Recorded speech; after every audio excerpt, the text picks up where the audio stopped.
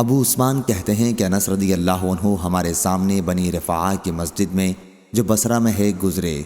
میں نے ان سے سنا وہ کہہ رہے تھے کہ حضرت صلی اللہ علیہ وسلم کا قاعدہ تھا، آپ جب ام سلیم رضی اللہ عنہا کے گھر کی طرف سے گزرتے تو ان کے پاس جاتے، ان کو سلام کرتے، وہ آپ کی رضائی خالہ ہوتی تھیں۔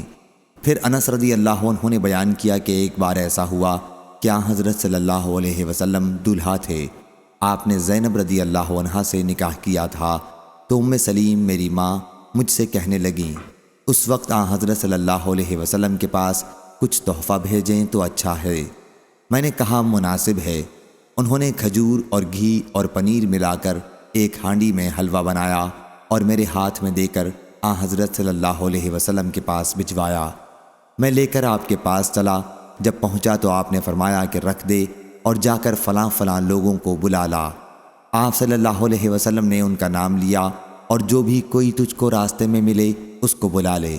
انس رضی اللہ عنہ نے کہا کہ میں آپ کے حکم کے موافق لوگوں کو دعوت دینے گیا، لوٹ کر آیا تو کیا دیکھتا ہوں کہ سارا گھر لوگوں سے بھرا ہوا ہے۔ میں نے دیکھا کہ حضرت صلی اللہ علیہ وسلم نے اپنے دونوں ہاتھ اس حلوے پر رکھے اور جو اللہ کو منظور تھا وہ زبان سے کہا، برکت کی دعا فرمائی، پھر 10 آدمیوں کو کھانے کے لیے بلانا شروع کیا۔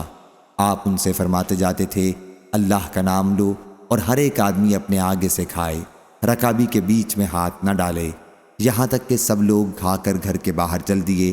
3 آدمی گھر میں بیٹھے باتیں کرتے رہے اور مجھ کو ان کے نہ جانے سے رنج پیدا ہوا، اس خیال سے کہ حضرت صلی اللہ علیہ وسلم کو تکلیف ہوگی۔ آخر حضرت صلی اللہ علیہ وسلم اپنی بیویوں کے حجروں پر گئے، میں بھی آپ کے پیچھے پیچھے گیا۔ پھر راستے میں نے آپ سے کہا اب وہ 3 آدمی بھی چلے گئے ہیں۔ اس وقت آپ لوٹے اور زینب رضی اللہ عنہا کے حجرے میں آئے۔